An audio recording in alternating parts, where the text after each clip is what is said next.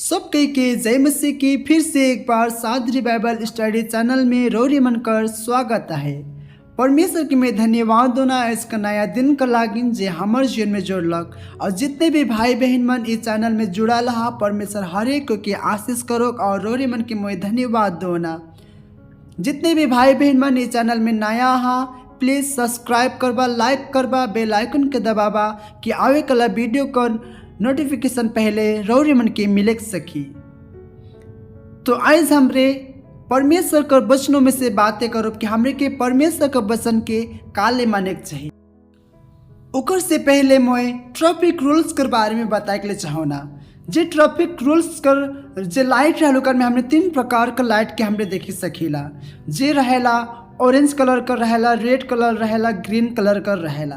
ये लाइट से काले लगल रहेला रास्ता का किनार में या रोड का साइड में। हमरे जब देखिला रेड लाइट का करेला स्टॉप, ऑरेंज वेट करे कर और ग्रीन जाए कर। मोर प्रियो जब इस रूल्स मन के देखिला हमरे ट्रैफिक सिग्नल के देखिला तो ओकर अनुसार हमरे का करेला ओके पालन करेला। यदि हमरे ट्रैफिक रूल्स पालन नहीं करेला तब का होवेला, एक्सीडेंट होवेला। जिस प्रकार हम एकर में देख सकेला कि गाड़ी मन रूल्स की नहीं मानने का कारण से, फॉलो नहीं करे का कारण से एकर में कितना जाम लग चुके काले कि मन रूल्स के फॉलो नहीं करत हन। लेकिन जब हम रूल्स के फॉलो करेला तब का होवेला कि कोनो भी एक्सीडेंट नहीं होवेला, गाड़ी मन भी अपन अपन स्थान में सही सलामत रहेला। और जब ट्रैफिक लाइट को जलेला, स्टॉप का सिग्नल जब रहेला तब उस समय जब स्टॉप होवेला तो कुछ लोगों में बीच से पार है लेकिन बीच जगह रहेला। और जब ऑरेंज लाइट जलेला तब का होवेला कि आदमी रेडी हुए ना और ग्रीन लाइट जले का साथ ही चल जाए ना। इसी प्रकार जब हमरे परमेश्वर के वचन के मानेला, परमेश्वर के वचन के हमरे पढ़ीला तो परमेश्वर के वचन हमरे के मसीह यीशु में बढ़े कर लागिन, हमरे के आत्मिक क्षेत्र में मजबूत होए कर लागिन हमरे के वचन के द्वारा उत्साहित करेला। और वचन हमरे के परमेश्वर कर और हमरे के और भी मजबूत के साथ हमरे के बढ़ाएला। से चलते मोए 5 पॉइंट लेके आओ जे हमरे के मसीही जीवन में आत्मिक क्षेत्र में हमरे के बढ़ाएला कि हमरे के काले परमेश्वर के वचन के माने चाहिए। जब हमरे परमेश्वर के वचन के पढ़ेला तो हमरे के परमेश्वर के वचन उद्धार की ओर बढ़ाएला। हमरे परमेश्वर के वचन से देखो कि परमेश्वर के वचन का सिखाएला।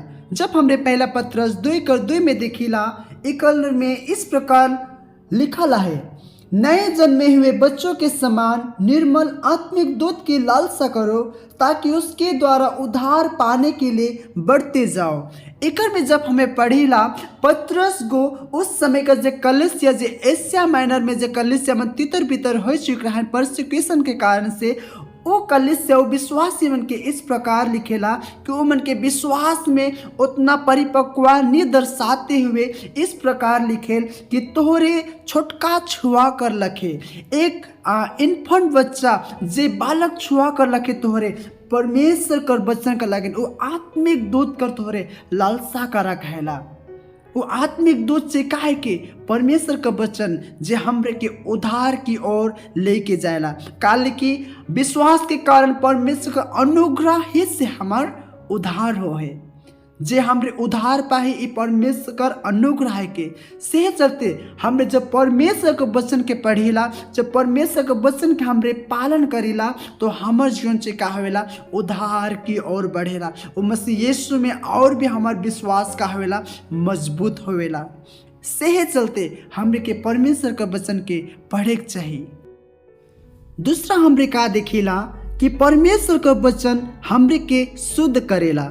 जब हमरे परमेश्वर के वचन के पढ़ेला तो परमेश्वर का वचन हमार जीवन कर हर एक गंदगी के, हमार जीवन का हर एक बुरी चल चलन के का करेला शुद्ध करेला। जबकि हमें परमेश्वर के वचन के पढ़ेल और मनन करेला। मोर प्रियो जब हमरे भजन संहिता 119 के 9 में देखिला एकर में इस प्रकार लिखा है, जवान अपनी चल को किस उपाय से शुद्ध रखे, तेरे वचन के अनुसार सावधान रहने से। जब हमरे परमेश्वर के वचन के पालन करेला, मनन करीला, अपन जीवन में लागू करीला, तो हमार जीवन में एगो डर होवेला कि मैं किस प्रकार चलो तो मुझे अपन चल चलन के किस प्रकार सुधराए का है। ये चीज़ गलत है किसी के हमरे परमेश्वर के वचन के द्वारा पवित्र आत्मा कर अगुवाई के मुताबिक हमरे जन सकेला। जेकर कारण से परमेश्वर हमार जीवन में कार्य करेला वचन के द्वारा, और हमार चल चलन का होवेला शुद्ध होवेला।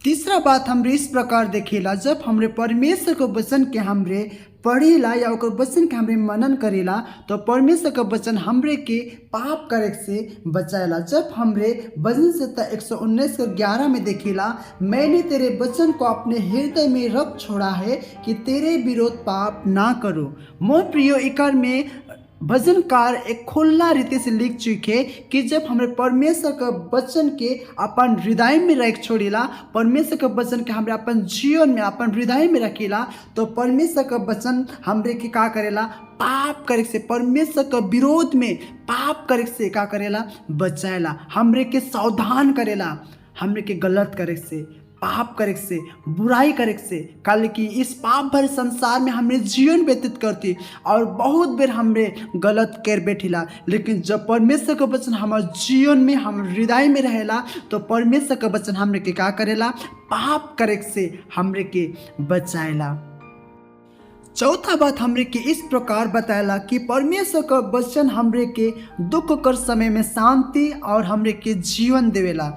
जब हमरे भजन संहिता किताब 119:50 में देखिएला, मेरे दुख में मुझे शांति उसी से हुई है क्योंकि तेरे वचन के द्वारा मैंने जीवन पाया है। मोर प्रियो, इकर में हमें देखे सकीला कि भजनकार किस प्रकार लिखेला कि परमेश्वर का वचन हमरे के दुख कर समय में भी का देवेला, हमरे के शांति देवेला, हमरे के परमेश्वर का वचन खुशी से भरेला, हमरे के दिलासा देवेला, परमेश्वर का वचन हमरे के जीवन देवेला।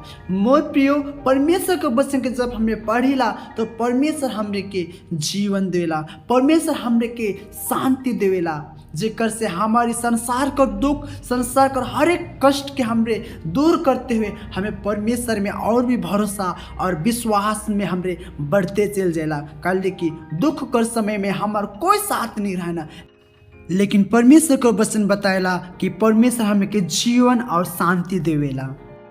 हमरे पांचवा और आखिरी बात के हमरे देखो, परमेश्वर का वचन हमरे के सफलता और प्रभावशाली बनाएला। जब हमरे परमेश्वर का वचन यहोशू से देखिला, हमरे यहोशू का किताब 1:8 में इस प्रकार लिखा है, बेचता की यह पुस्तक तेरे चित्त से कभी ना उतरने पाए, इससे में दिन रात ध्यान दे रहना, इसलिए कि जो कुछ उसमें लिखा है उसके अनुसार करने की तू चौकसी करे, क्योंकि ऐसा ही करने से तेरे सब काम सफल होंगे और तू प्रभावशाली होगा। मोर प्रयोग में हम देखे सकीला कि परमेश्वर का वचन जे व्यवस्था कर पुस्तक जे है कि जब इकर में हमरे रात दिन हमरे ध्यान करीला, जब हमरे परमेश्वर का वचन के रात दिन मनन करीला, ओके खोजे कर कोशिश करे, परमेश्वर के वचन के जानने कर कोशिश करीला, परमेश्वर कर वचन में हमरे दिन रात हमरे समय के व्यतीत करीला, समय के बिताइला, तो परमेश्वर का वचन का कहला, जब हमरे ओकर अनुसार से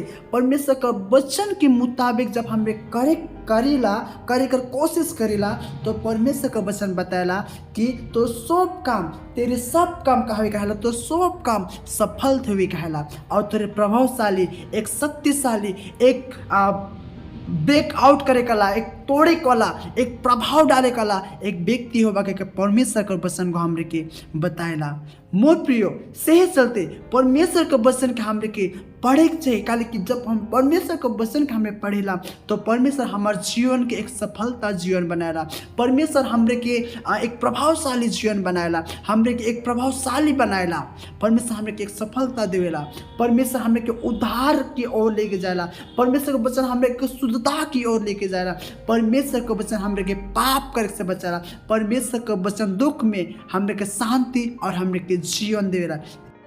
से चलते हमरे के परमेश्वर के वचन के पढ़े के चाहिए। जब हम परमेश्वर के वचन के पढ़ेला, तो हमरे परमेश्वर में और भी विश्वास में मजबूत होते हुए प्रभु यीशु में हमरे और भी स्ट्रॉन्ग होते हुए हमरे ओकर में बढ़े सकीला। से चलते हमरे के परमेश्वर के वचन के पढ़े के चाहिए और परमेश्वर के वचन के पालन करे के चाहिए। जब हम परमेश्वर के वचन के पालन करेला तो परमेश्वर हमारे जीवन में भी नया काम करेला। मोर प्रिय जितने भी भाई बहन मन ये वीडियो के सुनला, ये मैसेज के सुनला, तो एक दूसरे के शेयर करा। अगर थोड़े अच्छा लगला तो लाइक करबा, कमेंट करबा और प्लीज सब्सक्राइब करबा और बेल आइकन के दबावा कि आवे कला मोर वीडियो का नोटिफिकेशन पहले तोहरे मन के मिले।